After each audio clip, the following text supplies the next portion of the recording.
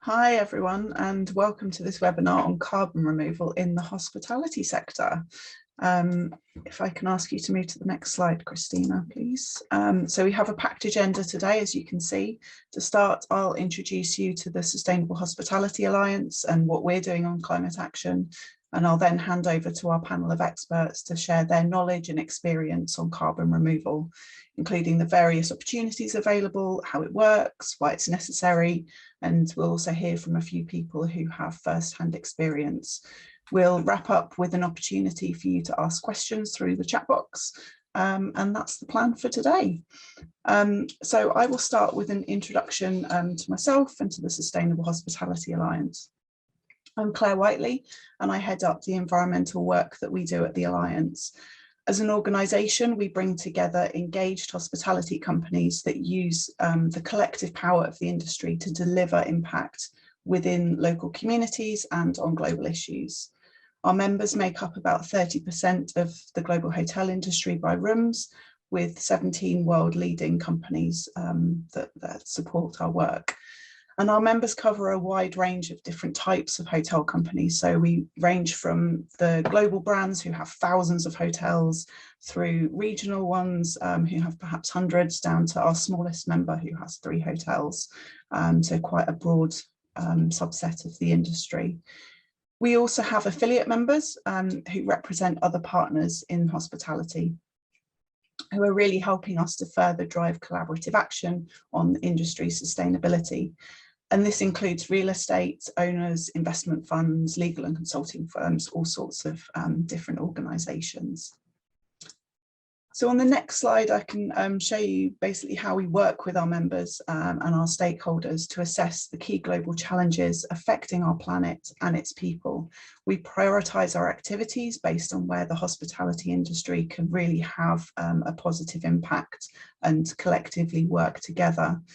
We align what we do with the UN Sustainable Development Goals and commit to drive action on 6 key areas, which are human rights, youth employment, diversity, equity and inclusion, climate action, water stewardship and responsible resourcing. So obviously we're here today to talk about climate action. If we can go to the next slide, please. And one of the tools that are available to help companies manage their impacts. Climate action is a very, very important topic, and the focus has definitely been increasing over the recent years and months. And hospitality has a key role to play within climate change and climate action. Currently, around 1% of global emissions come from the industry. And obviously, there's an important part of this, which is the energy used within the buildings and the hotels themselves. And there is a push towards new buildings being designed as kind of net zero or low carbon as possible. But 80% of the buildings that will be here in 2050 are here today. So that can only kind of approach a small chunk of the emissions that we need to reduce. And besides that, energy used in the buildings, there are also other important factors. So we've got carbon in the hotel supply chain with items that are being brought into the hotels. And there's also emissions from our waste, particularly waste food. So for example, 18% of all food that's bought in hospitality is wasted at the moment. So that's a big contributor to carbon emissions. And the industry is taking action and making great progress. There's a study called the Cornell Hotel Sustainability Benchmark, which has shown that there's been a reduction of around about 3% in emissions every year over the past few years. But that's not enough to achieve what we need to do to really kind of get to net zero.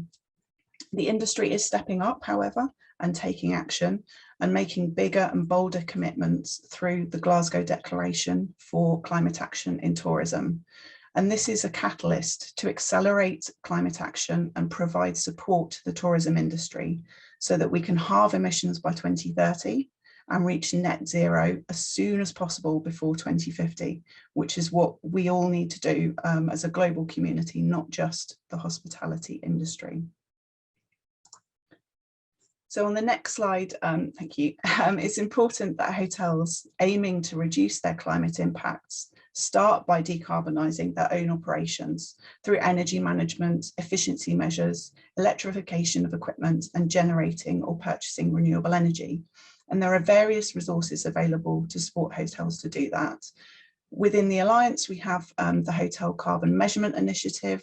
We have the Net Zero methodology, which was created with various other organisations.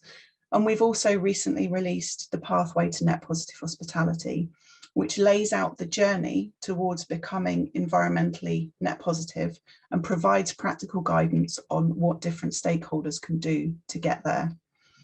As we'll hear today, though, on-site actions will only go so far in reducing emissions, and there will often be a portion of emissions left over that can't be removed, either on-site or within the value chain.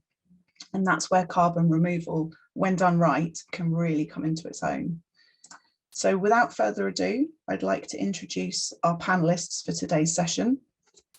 We have Christina Beckman, who is the VP of Global Strategy at the Adventure Travel Trade Association and is a co-founder at Tomorrow's Air, which is the world's first carbon removal collective within the travel and tourism industry. David Hone is the author of Putting the Genie Back, Solving the Energy Dilemma, which is a book that explores the climate issue from its very beginnings through to the end of the 21st century and looks in depth at the challenges that we collectively face. We'll also hear from Kelly Earhart, who's co-founder and president of Project Vesta, which is a company advancing the science of coastal carbon capture and looking at permanently sequestering carbon dioxide to help reverse ocean acidification. And finally, we'll hear from Brian Uregui, who co-owns and operates a boutique hotel in Todos Santos with an aim to inspire travellers, maximise social and economic benefits for the local community and help conserve the great natural beauty that is around the hotel, while also encouraging others to do the same. So Christina, over to you. Great, thank you. Good morning. Claire, you're so smooth and polished here. I'm going to try and follow in your footsteps. My name's Christina Beckman. I am a co-founder at Tomorrow's Air. We're incubated by the Adventure Travel Trade Association, which is a global community of 30,000 plus tour operators, tourism boards, travel media, guides. So sustainability has been very much at the center of our thinking for many years. I'm going to provide a little bit of context here, why this matters to us all and how we can frame it within our strategies. So as Claire mentioned, travel and tourism, and particularly hospitality within that, contributes significantly to global emissions. 8% of emissions can be thought to come from travel and tourism when taken end to end. So hotels, shopping, meals, transport. This is something that is a signal, of course, that we need to transform, we need to clean up. I often feel a little bit defensive about this, like, oh, I've been working in this space that's been contributing to this terrible problem. And there is this, of course, this negative side. There's also embedded in here, though, the potential for great reach and great leverage. We are a source of inspiration and information in travel as purveyors of joy. Who better than to help inspire and build awareness around climate? We touch billions of people. And while travel was decimated in the pandemic, we know the rebound is underway. I was looking up some statistics. In the United States, travel and tourism is forecast at 1.1 trillion, surpassing pre-pandemic levels by 11%. So we know that we are a powerful industry. We know that we have great potential. Let's take that sort of positive, put that positive lens on it as we think about climate action and what we can do. Not only do we need to do this because we're such contributors, but there's also increasing pressure from customers and regulators. Of course, the Glasgow Declaration, which Claire mentioned, is providing a way to bring companies together and consolidate sort of the will of the company for climate action. We also have regulators. I don't know if there are people on the call who operate in California, but large companies in California, we're all kind of looking at SB 260, which would require companies to report their scope 1, 2, and 3 emissions as of January 2024. And then there's public opinion. The UNDP study is the largest study of its type. Over 50% of the world's population polled on their thoughts around climate, expecting companies and governments to take action. So we certainly know we got to get in the game here. Carbon removal, climate action, this big category, all the things that we do to support climate. Of course, we need to reduce our emissions. We also, carbon removal, have to make this a priority. I include this quote from Claire O'Neill, who is the former UK energy minister and president designate at COP26. She says, if we are to be serious about net zero, we have to focus not just on more rapid cuts in emissions in the future, but also on carbon removal. We never talk enough about carbon removal. And for me, that is a huge missing part and a massive opportunity for governments in the private sector. Carbon removal has sort of been pushed off as a later thing. It's really actually a now thing, alongside our emissions reductions and our thinking around how we transform, how we do business. We need to start focusing here. So I know people who've been active in sustainability and in travel, if you've been focused on carbon offsets in the past, you may be scratching your heads and going, what is all this new language around carbon removal? So and David and Kelly go much more deeply into this, but this is our overall landscape. I will just top line here. And I suggest having a look at this document, Net Zero to Net Negative, a guide for leaders on carbon removal, which was published by the World Economic Forum. We break down carbon removal in sort of 3 broad categories: nature-based, hybrid, and technological solutions. I know the IPCC, the most recent report, is providing a more nuanced way of talking about this. I think for our purposes here today, these are good sort of broad categories. So of course, forestation, trees absorb CO2 and store it. Soil sequestration, through changing our agricultural practices, we can increase the carbon absorption and storage in soil. Blue carbon, the way we manage our coastal ecosystems, mangroves, for example, are a great place to capture and store CO2. And then the 3 I include across the bottom here are hybrid and technical solutions. Enhanced accelerated rock weathering. Rocks can capture and store CO2. Biochar, which is producing charcoal that stores carbon dioxide from biomass, from agricultural waste. And direct air capture, which pulls carbon dioxide from the ambient air using machines. They can be powered by geothermal energy, as Climeworks, a company you may have heard of, does. That pure CO2 can then be stored in and mineralized. A good way to help organize your mind around all these different solutions is to think about the storage potential embedded in each one of them, and also the risk of reversal of that storage. So this is just helps if you're thinking of a portfolio of solutions you might incorporate in your business. This is one way to sort of organize those. Think of trees, for example. The state I'm from, New Mexico, we're in a forest fire raging situation once again. This is not only the loss of habitat, but it's re-releasing all that stored CO2. So that's kind of an overview of the different styles of carbon removal. We did a study. I was part of a study with the UNWTO in which we surveyed businesses and governments all around the world in travel. We had 1,100 respondents. I just have a snapshot here of the results. It'll be released later this year. In the hospitality sector, 84% were responding from hotels and resorts. 26% of those said they had a climate plan. 48% said they're taking action, they're doing things, but they don't have a plan. And the top actions included eliminating plastic, recycling, local sourcing, and reducing food waste. So these are all excellent things to do, things we need to do, but we certainly need to see carbon removal on this list. So as a benchmark study, keep an eye out for this, and it'll be a great way for us to demonstrate our incredible progress in the coming years. When you think about how to fit carbon removal into your strategy, as we talked before about offsetting, you may have a structure in your business for thinking about buying carbon offsets that relate to the measurement of your emissions. That's compensating. This is compensating for emissions. There's also now growing acceptance of contributions to the impacts that we want to see in the world. And this kind of combination of contributions and compensations is acknowledged more and more from people we trust. So for example, the WWF and BCG put this document out, a blueprint for corporate action.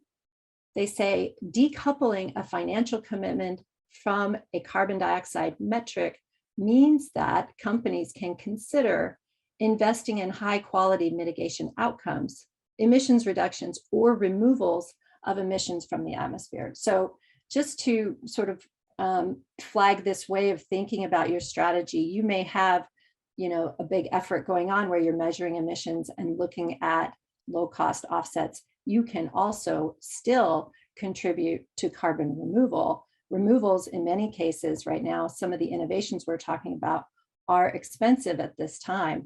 We need to build demand for those so that we can get the cost to come down. That's one of the great benefits of looking at contributions. It opens up this opportunity to support underfunded actions that we know we need. So just a bit about Tomorrow's Air. We are here to educate, inspire, and mobilize a global collective to remove and permanently store travel's contribution of carbon dioxide emissions. We embed education in everything we do. We're partnered with Climeworks, which is a direct air capture provider, and we'll be adding other carbon removal suppliers into our portfolio. We see the importance of education alongside the contribution to carbon removal. We're using travel to get broader stakeholder engagement on the topic. We're focused on durable storage for carbon dioxide. So as I mentioned before, suppliers that can permanently store CO2. And we see ourselves as a collective in travel that can help accelerate the carbon removal market. I included a couple little tiles from our Instagram. You can find us at Tomorrow's Air. This is sort of how this is playing out. We have lighter sort of how to fly climate clever alongside with more technical education that we're pushing. And I guess my final remarks before I hand it over to David, I have an 8-year-old son. I don't know if you're familiar with this book, Oh, the Places You'll Go. We were reading this the other night, and it reminded me very much of what we're trying to do in carbon removal, which is get started. We can't be stuck too long in the waiting place, and early movers will reap benefits. You'll learn. The sooner you start, the sooner you can start learning. You can build brand loyalty. You'll reach new audiences. Carbon removal is a very relevant topic. So I will hand it to David and stop sharing. David Hone, are you there? Can you share? Yep, I am here. David speaking to us from the UK. It's a lovely Australian. Good. Well, thank you very much. And thanks for the introduction. So I'm going to address the question of why we need carbon removals. But I thought I would start with a little bit of a travel and tourism story. And just over a month ago, I was fortunate to be able to travel again, which was a treat in itself. But I was able to travel to Antarctica on this ship, and we saw some wonderful things. But while we were there, we experienced something. And this is a map of Antarctica. It's a temperature map. And in the time we were there, Antarctica experienced temporarily this huge temperature anomaly. It was mainly in the part, we were in the Antarctic Peninsula, so not exactly where we were, but it had an impact on us because on the Antarctic Peninsula, on our ship, it rained. And we had people on the ship who'd been in Antarctica, over a period of 30 years, they had never experienced rain. And you sort of think, well, that's, why is that so terrible? Well, we're, at 1.1, 1.2 degrees C of warming, we're already starting to see real impacts that are actually destroying the very landscapes and ecosystems that we want people to go and visit. And I can assure you that while Antarctica is an amazing and wonderful place, it's not much fun there when it rains, because the deck of the ship then turns into an ice rink as the temperature drops again, and it's really very dangerous. But I just use that as recognition of the fact that things are changing, and we're already knocking on the door of 1.5 degrees C, which is where the Intergovernmental Panel on Climate Change wants us to limit warming to. Now, the problem is additional carbon dioxide in the atmosphere. And this is coming from use of fossil fuels, from land use change, and from industrial processes like cement manufacture. And if you could imagine what a ton of carbon dioxide looked like, you could visualize it like this. And the problem is that there's just so much of it being produced for the lives that we're all leading. And in fact, if you look at this on a daily basis, this is how much carbon dioxide is being added to the atmosphere every day from human activities. And buried under that mountain is Manhattan. Now, this carbon dioxide is accumulating in the atmosphere. It's being released by our activities. Some of it is going back into the ocean and dissolving, but that in itself is causing acidification, and that's leading to degradation of coral reefs, amongst other things. Some of it is going back into the land, but at least half of it just stays in the atmosphere. And in fact, what we're doing to the atmosphere today will be with us for thousands of years to come. This is a legacy that we're handing down, not to our children or grandchildren, but to our descendants for as far into the future as most of us might imagine. And the science of climate change is complex, but a very simple relationship comes out. And the simple relationship is that the temperature rise is pretty much linearly related to the cumulative carbon dioxide emissions. So as we add up the carbon dioxide over the years, 1 ton this year and 1 ton next year, that's a cumulative amount of 2, and then 3, and then 4.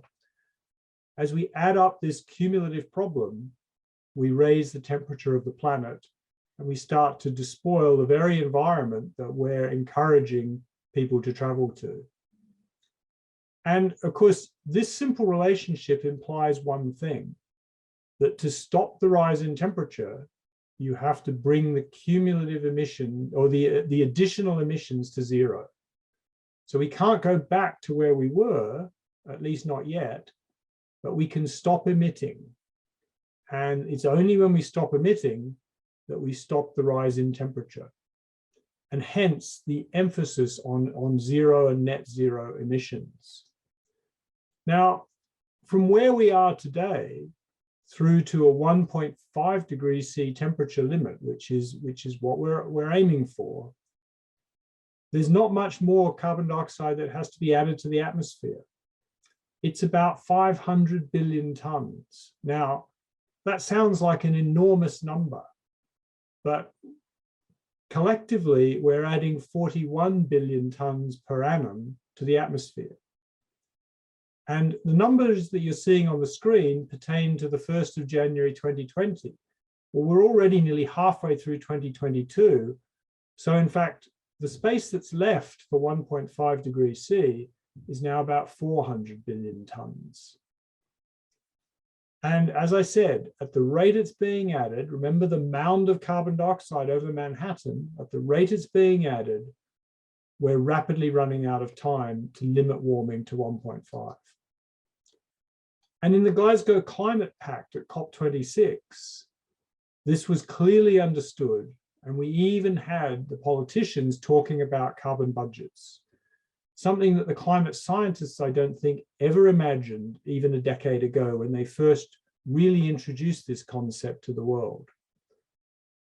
So if the science understands it and the political system understands it, then the commercial world needs to understand this and actually internalize it and act on it. The problem is that the 500 gigatons or 500 billion tons that are left is already under serious stress. And this is just an illustration of how you might go about dividing it up. Now, 500 billion tons from the 1st of January 2020, that's what we've already used in 2020 and 2021. And although we saw emissions reduce in 2020 because of COVID, it hardly took a dent out of the problem. The amount added in 2020 was not much less than in 2019, and it's already rebounded and past the 2019 level. So COVID is now almost a distant memory in terms of emissions. Now, even if we reduce emissions rapidly, and the Intergovernmental Panel on Climate Change wants us to reduce them rapidly through to 2030 to have a chance of staying within this budget, then from 2030 to 2050, we're still going to be emitting as we go to zero. And that's that bit there. And then at COP26, we had a number of countries stand up and tell us that they were going to reduce emissions. And they were going to make quite aggressive changes over the next 8 to 10 years. Nevertheless, they're still emitting. And even with the big reductions that the EU and the US are making, that's the emissions that they're locking in for the rest of this decade. And even with the planned reductions that China, India, Russia, and Japan are making, this is what they're locking in for the rest of the decade. And of course, we're desperately trying to deforest the world, or to end deforestation. But nevertheless, even with bold assumptions about ending deforestation, there's still more emissions to come. And of course, from the travel industry's perspective, the aviation sector is going to be a heavy emitter during the 2020s, no matter what happens. And so that's just aviation through to 2030. Now, this looks all very well, but I haven't counted for most of the world's countries and their emissions in the 2020s either. So this budget is under severe stress and is likely to get surpassed. So if we know we're surpassing the budget, and we know that it's cumulative emissions that dictates the final outcome, or the temperature rise, what that means is that we have to expand the budget. Now, this isn't like deficit spending where governments will promise one thing and then continue spending. This is real, this is physics, this is the actual atmosphere. And so the only way of expanding the budget, in other words, expanding what we can emit before we finally bring emissions down to zero, is to remove carbon dioxide from the atmosphere. And so the temperature rise is a function of what's yet to be emitted and what can be removed. And I say what can be because it's all about the future. The more we can remove, the better the chance that we've got of limiting warming to 1.5, and the more chance we've got of being able to accommodate the very industries that travel depend on, which is aviation and shipping, neither of which are heading to net zero or zero emissions in the near term. Now, how do we expand the budget? I mean, Christine has already talked about this at some length, but it's through a combination of using nature and withdrawing carbon dioxide from the atmosphere and geologically storing it back where we found it. So these are the technologies that we have to deal with. And we have to find mechanisms to pay for these to happen. And that is what tomorrow's world is offering. So I'm going to stop there and hand on to the next speaker. Thank you very much.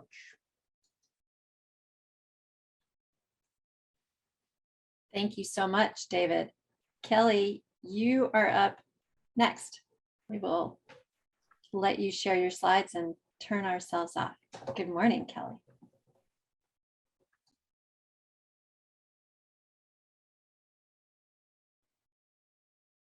see your mute button. All right, we've got the slides coming up. Hello, everyone. I'm Kelly Earhart. I'm a co-founder at Project Vesta. I'm excited to talk to you today about a scalable, efficient form of permanent carbon removal called coastal carbon capture.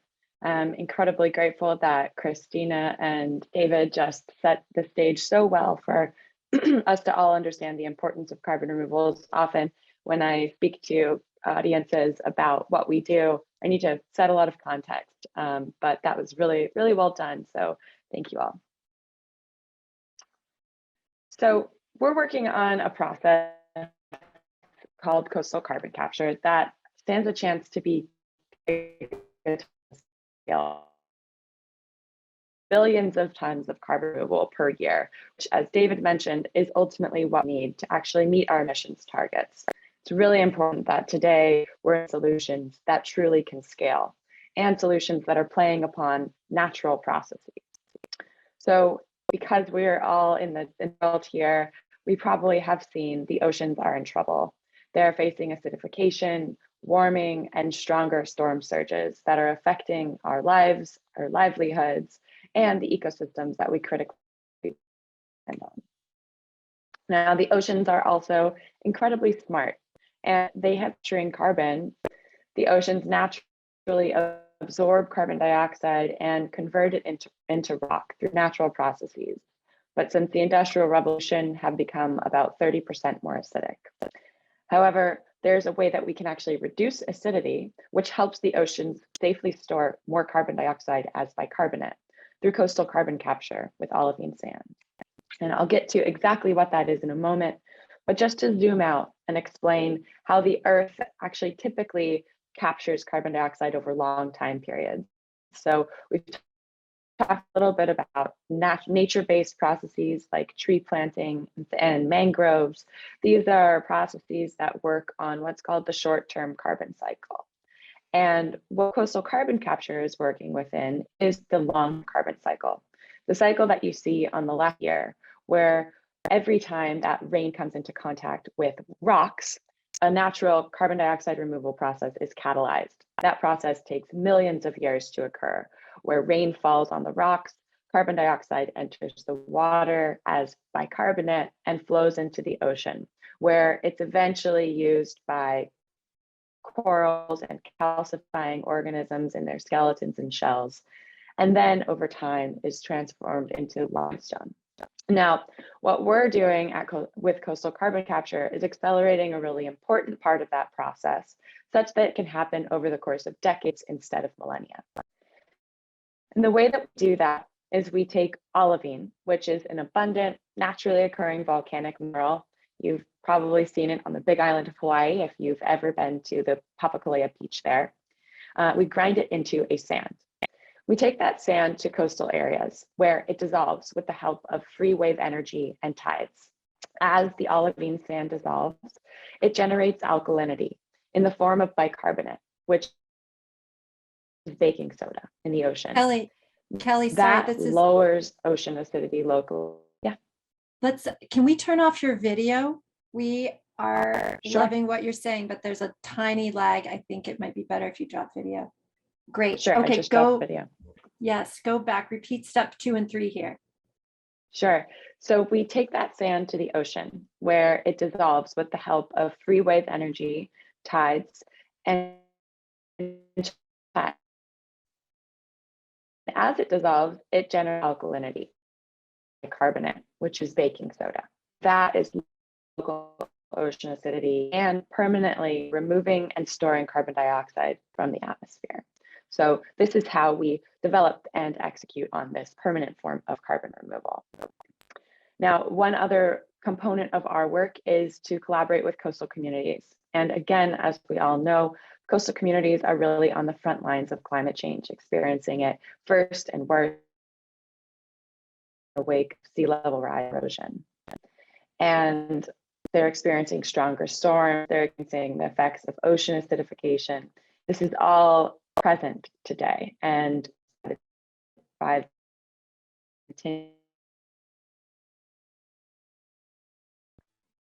Now, with coastal carbon capture, we're researching an economically sustainable way that we can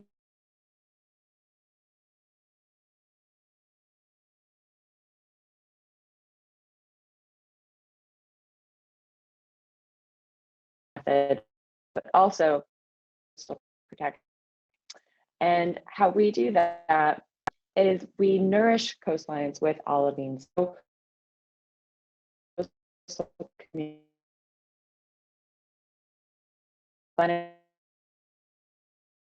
and coastal assets, we can and in project to treat symptoms while also treating the root cause, removing carbon dioxide from the atmosphere to reverse climate change. This process also can help accessibility of these projects to these communities because they're often only partially funded by the government. So we can use the sale of carbon credits to help fund some of these projects with communities that are in need. Now, coming back to coastal carbon capture specifically, I talked about scale at the beginning of the presentation. It's really important to think about how we'd bring any of these solutions to scale. So every green dot you see on the map here are places where large reserves of olivine are found around the world. I mentioned that it's one of the most abundant minerals on the planet. And so we have far more than what we would need to actually make impact on a planetary scale. In terms of deployment areas needed, all of the smudgy green areas you see on the map here are what's called our continental shelf seas. It would only take 0.25% of shelf seas to remove 1 billion tons of carbon dioxide every year. So that's really outsized impact for a very small landmass. The last piece that we might think of when we think about constraints to scale is infrastructure. So surely we're talking about, I didn't mention this, but olivine is about a 1-to-1 ratio. So 1 ton of olivine equals about 1 ton of carbon removal. So we're talking about, 1 billion tons of rocks moving around the world. And that's a lot. It's a big lift, but it's a lift that we've done before and at much larger scale. For example, the coal industry is far larger, and hopefully the reductions that are freeing up in coal infrastructure can help support the scaling of technologies that are not extractive to our world's health, but actually I won't spend too much time on this slide, but we'll be happy to send out these slides afterwards. This heat map is just comparing coastal carbon capture to other amazing carbon removal solutions. It's going to take all solutions to actually make a dent in climate change. But again, it's important to kind of understand where each of these solutions sits. One of the things I'd like to draw your attention to here is the future-proof nature of coastal carbon capture. So with many nature-based solutions, they're subject to the risk of a warming world. Forest fires may cause trees to be at risk of burning up, or microbes may cause trees to respire carbon more quickly in a warming world. There's a lot that we don't yet know about these coinciding effects. However, as the world becomes warmer, as oceans become warmer, as they become more acidic, and as storm surges become more intense, all of this actually expedites our process. It works faster with warmer water, more acidic water, and more wave action. So in that respect, it's kind of future-proof. Now, I wanted to also take a moment to acknowledge some of the cognitive bias that exists in climate change. It's really easy to think that this is a slow-moving crisis, or that this is something that we just to solve for us. And unfortunately, that's just not the position that we're in today. We need to innovation, and we need to support new solutions that can help grow the market and provide quality supply. So I think a mistake that's often made in carbon removal purchasing is to just work with established accredited methods that are accredited and cheap, but might not always be the highest quality. And more and more is coming out in the way of transparency around this. But this is really to say that it's important that we support new solutions that are on the path towards accreditation through some of the mechanisms that Christina was mentioning, which are often a little bit more expensive because they're higher quality and developing a new market, but ultimately we'll be able to supply the market in the future with really quality carbon removal for planetary impact. Now, what Project Vesta has done over the last couple of years has been quite a lift. We've grown our team immensely. We have an incredible suite of advisors and academic collaborators. We've done an immense amount of work on modeling and lab-based studies and have plans in place for the first field trials, which I'll share about in a moment. We've won some prizes and raised about $5 million in philanthropic donations and have pre-sold credits to a number of corporates, including Stripe. So we're an approved early vendor in their Frontier program. Now, the last 3 years have been spent on mainly ecological studies, social science studies, and modeling studies, all of which we've received really positive, encouraging results from. And so this year, we're moving into our very first demonstration pilots. We have our first site set to break ground in New York State on Long Island this summer, and another site in Herring River, Massachusetts, where we're exploring coastal carbon capture in a salt marsh in collaboration with Woods Hole Institute. So a way to couple it with an existing blue carbon strategy. We also have another site in the Dominican Republic where we've been busy at work for the last year, establishing a community engagement framework and conducting some baseline sampling. You'll see here that our costs are high at the start, and that's because science is very expensive, but they fall pretty rapidly. And that's because the economies of scale of moving rocks around the world and instrumenting beaches less once we have a really strong baseline of science come into play pretty quickly. So what we're looking at is full-scale deployments, being able to produce permanent carbon removal at a cost of about $35 per ton when we get to full scale, which would be very cheap compared to most permanent carbon removal solutions available today. I mentioned our code of conduct. I wanted to just take a moment to acknowledge that most of the places that are most efficient for coastal carbon capture are in the global south. And there is a serious lack of information and knowledge around the global south's understanding and acceptance of carbon capture solutions. And so we've put this really front and center in our research to really understand and work with local communities and establish a framework that would ensure the ethical advancement of coastal carbon capture and other ocean-based carbon removal solutions. We do participatory governance workshops at our sites. We have a local leadership team at our sites that support community expertise. We have social science collaborators that are renowned internationally, as well as a steering committee that helps guide our approach, and a give back framework where we can distribute a portion of carbon credit sales to local organizations that are working on equitable development. This is what we're doing in the Dominican Republic, and something that we hope will be able to be replicated around the world. And we have a hybrid model. We have a nonprofit foundation and development fund to support the development of the science behind coastal carbon capture. And we also have a public benefit corporation that is starting to develop commercial relationships to be able to scale this technology. There's a number of ways to get involved. You can buy carbon credits from us by purchasing future carbon removal or making an advanced market commitment to purchase ongoing. We are now making our first carbon credits available to select partners. You can also donate to fund our work out of your corporate foundation to really fund this open source research that will be dedicated to the field. We're raising about $6 million to fund our scientific research program for 2022. And you can also support us in finding new sites. So if you have stakeholders in local areas that you think might be a fit for coastal carbon capture, we'd love to talk to you and explore that opportunity. And thank you so much. I'm Kelly Earhart once again, and it was a pleasure to share what we're working on. I'll hand it over to the next person. Thanks, Kelly. That's terrific. Brian Waregi, calling in from Mexico. Can you share your screen? I'll drop off the camera here. Can you see my screen? We got you. Fantastic. So thank you, Christina, and thank you to the Sustainable Hospitality Alliance. I'll actually go off video here, I think, if I can, just to save some space here. It's not going to let me do it. Nope. Are we there? So I am speaking to you today from Baja California Sur, which is known in Mexico as the last frontier.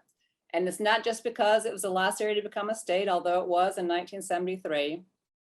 It's because it has always been the most remote, the most wild, the most pristine. It has the most coastline, the lowest population, and the highest biodiversity. And just to give you a sense of where I am, if you were in the United States state of California, in the city of San Diego, and you got in your car and drove about 1,000 miles south, that's where you would find me here in Todos Santos. So we have 3 properties here in Baja California Sur. Camp Cecil de la Isla is on Isla Espiritu Santo and the Sea of Cortez. Camp Cecil de la Sierra is in the Sierra La Laguna Mountains, not far from here. And also Los Colibris Casitas here in Todos Santos, where I am today. So just briefly, this is our story. In February of 2000, my 2 sisters and I went on a sea kayaking trip at Isla Espiritu Santo. I simply could not resist the red hair and red nose of our guide. So we got married in November of 2002 and went in front of on the beach in what is now Los Colibris Casitas. And here we are today. So I'm going to start where our story started on Isla Espiritu Santo and the Sea of Cortez. And Isla Espiritu Santo is part of a national marine park. It's a UNESCO World Heritage Site. It is a deserted desert island with no permanent structures of any sort. So our camp comes down completely at the end of each season. So there's nothing left but sand, and then rebuilt completely at the beginning of each season. So you can see from this photo that the island and the Sea of Cortez really do all the heavy lifting. Our job, therefore, is really only threefold. 1 is don't screw it up. 2 is actually make it better if we can. And 3 is approach our entire business as one big teaching moment. We are a small company with small properties, but each year our message is reaching roughly 6,000 people. So that's a lot of ambassadors going out there. And at the camp, there's a lot of great teaching opportunities. We only use solar panels. There are no generators. We only use compost toilets. There are no chemicals of any sort. We only use sun showers, which means that the water is warmed by the sun, with biodegradable soap and shampoo. Of course, no single-use plastics here or any of our properties, and of course, composting and recycling here in all the properties. But looking at this photo, you can see the problem. We have to bring both the clients and the supplies. Every single solitary person, every single solitary thing that goes to the island has to be brought in by boat. And we had been trying for a few years to figure out how to become carbon neutral. But honestly, it was really difficult to figure out how to even begin to measure our carbon footprint. It was difficult to figure out what programs to use as offsets because frankly, there's a lot of BS out there. So we were really stymied about what to do and how to approach this.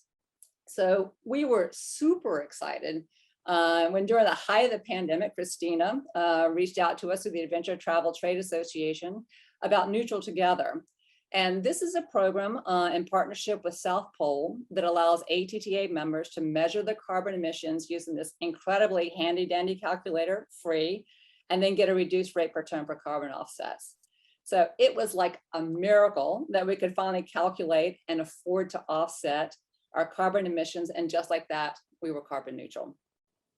But honestly, with everything that has happened, it literally felt like the very least we could do. And that is to say, it wasn't nearly enough. So we were even more excited when Christina came back and invited us to be an education partner with Tomorrow's Air, through which we have captured and permanently stored 1 ton of CO2. And now all of our guests have the opportunity to pay for the capture and storage of CO2 as well. So for all companies, large and small, I can say that the tools are sitting right here for you just to jump in and get started. And your guests can rest comfortably knowing that you're doing everything that you can. So is it worth it? And I think yes, Because in Baja California Sur, you can really interact with wildlife in their native habitat in ways that's sometimes difficult to do in other parts of the world. And when you've played tag with a sea lion puppy and had them look you joyfully in the eye, your whole feeling and sensibility about what you're protecting and why it's important really shifts. And you can see the incredible beauty of diversity of fish life. There's over 790 species in the Sea of Cortez. And your feeling about them may shift depending on if you're a snorkeler seeking beauty or a sea lion seeking dinner. But in all cases, the importance of abundance becomes immediately clear to you. You can enjoy amazing bird life like blue-footed boobies. In fact, the world's largest colony is in the Sea of Cortez. You don't have to go all the way to Galapagos. Magnificent frigate birds. And as I was alluding to earlier, one of the real miracles of Baja California Sur is the way in which we can interact with wildlife in their natural habitat.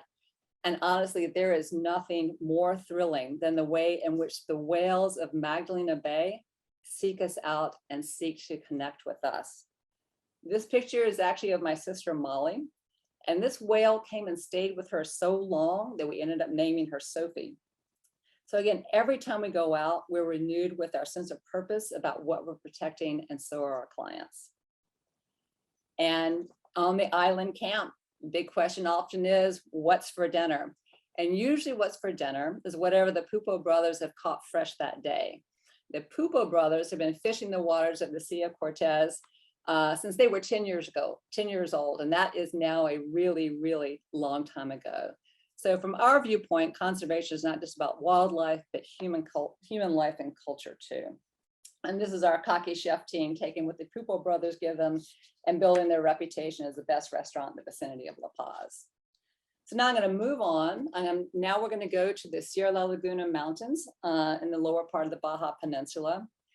And the man on the left there in the red checkered shirt is Chito. The woman on the right is his mother, Angela. And in the middle is our chef, Yvonne.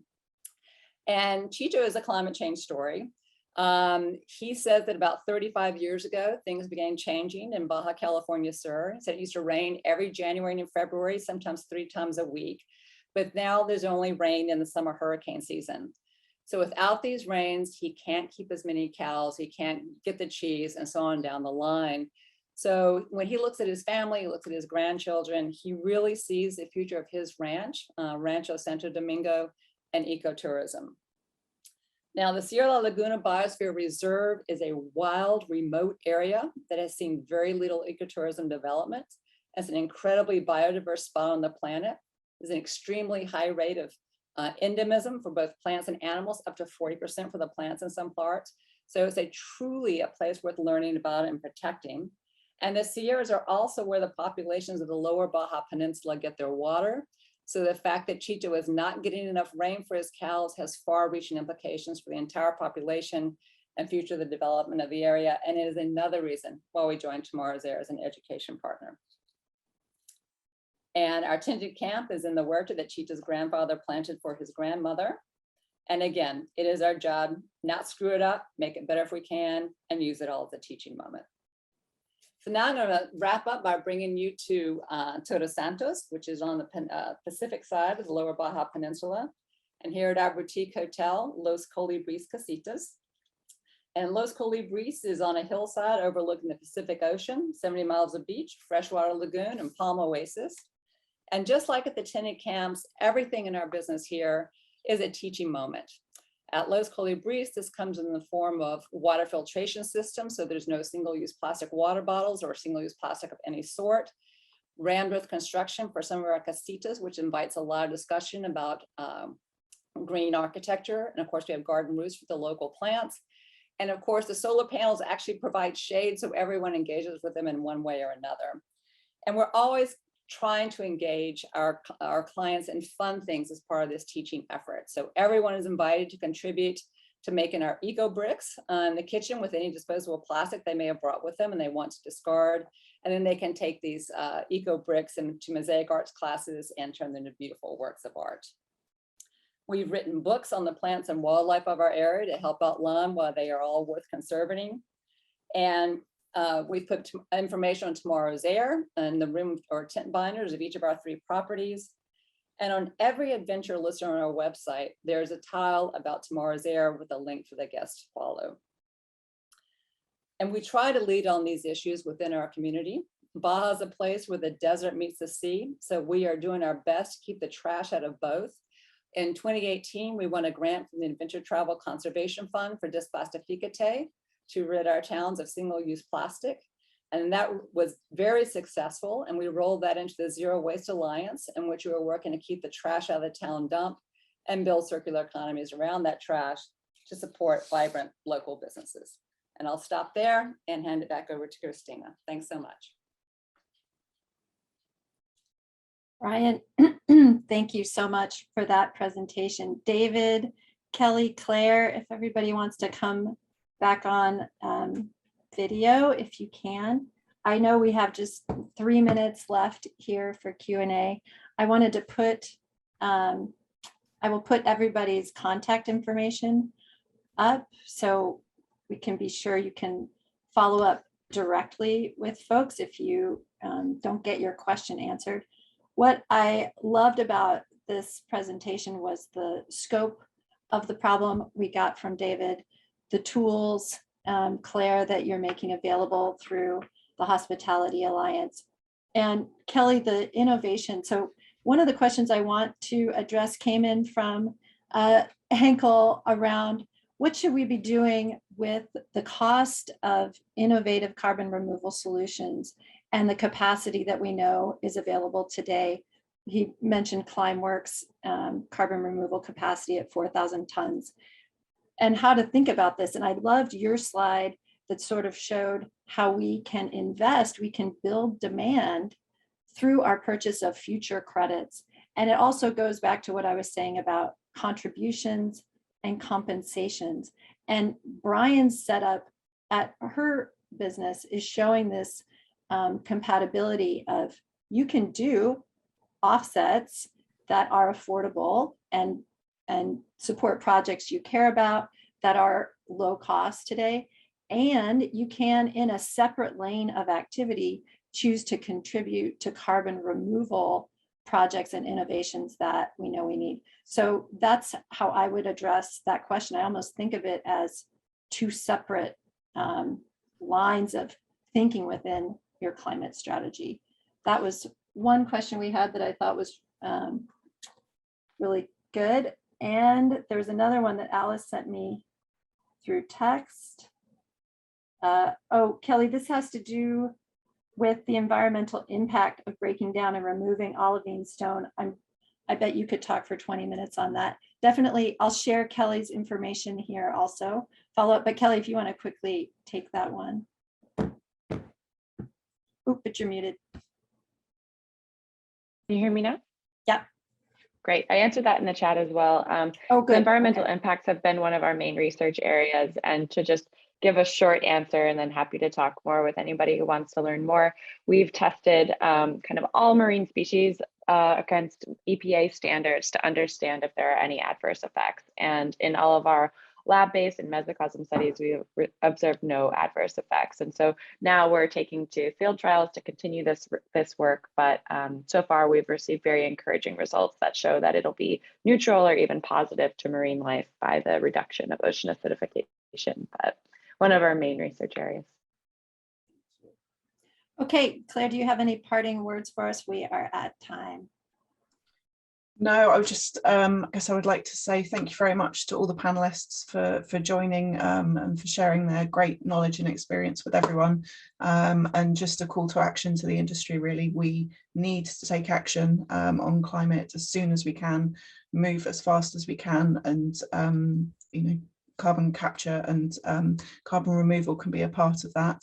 But whatever way you choose to take action, please consider doing whatever you can as soon as you can, really, so that we can keep below 1.5 degrees. Thank you very much for joining us today. Thank you all. It was great to be here. Have a good rest of your day.